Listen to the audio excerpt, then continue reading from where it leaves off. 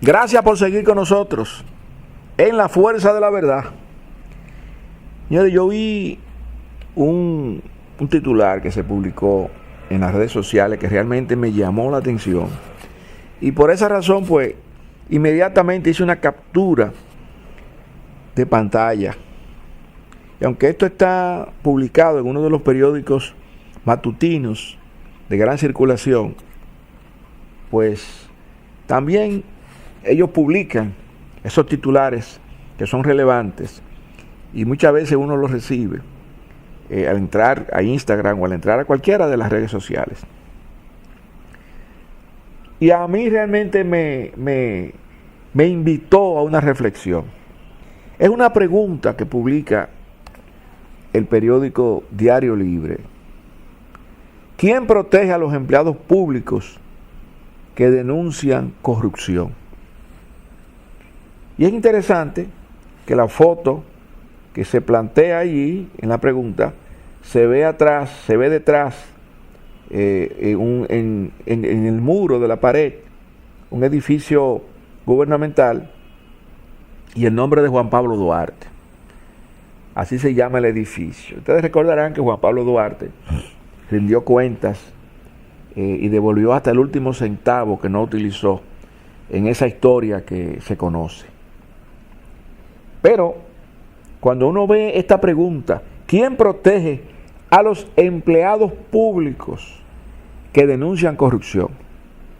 Pero no solamente los empleados públicos, porque evidentemente un empleado público se da cuenta de una actividad corrupta en su propia empresa, en su propia entidad en la que trabaja, y yo creo que la pregunta cabría para ese tipo de empleado, que no es lo mismo estar trabajando en una entidad y conocer de la existencia de corrupción en otra entidad.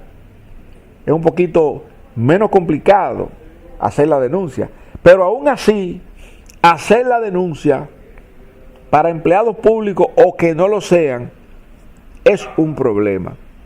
Yo recuerdo que hace como 5 o 6 meses, yo vivo en Gascue, y hace como 5 o 6 meses caminando me encontré con ADOCO.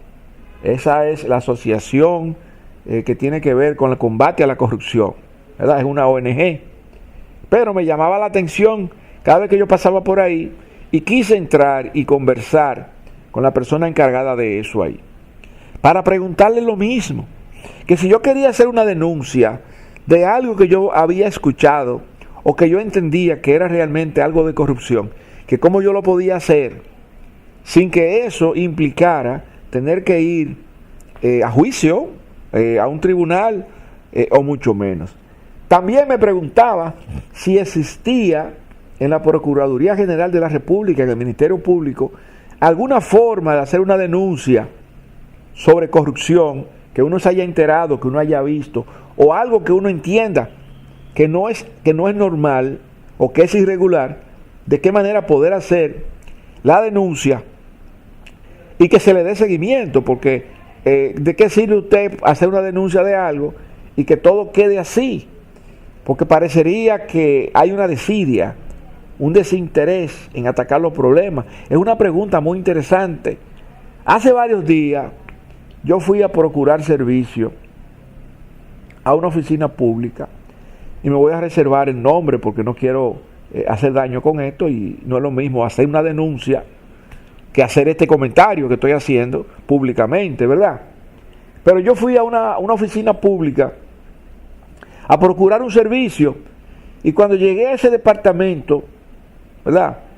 Hay una persona ahí en recepción dentro de ese departamento, y entonces yo había conversado con una persona que trabaja dentro, digamos que de contabilidad o de cualquiera de las áreas.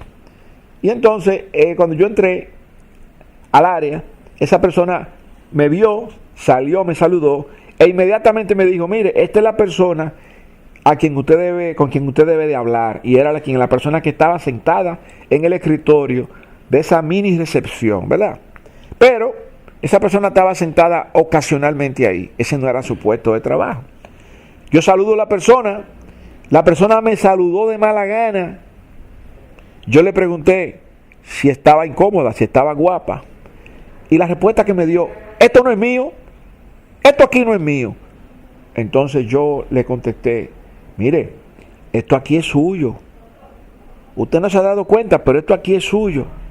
Luego, esa persona vio una carpeta que yo tenía, que tenía un nombre de otra entidad pública, y al darse cuenta de que yo venía con esa carpeta, pensó que yo trabajaba en otra institución pública, e inmediatamente esa persona cambió su forma de tratarme.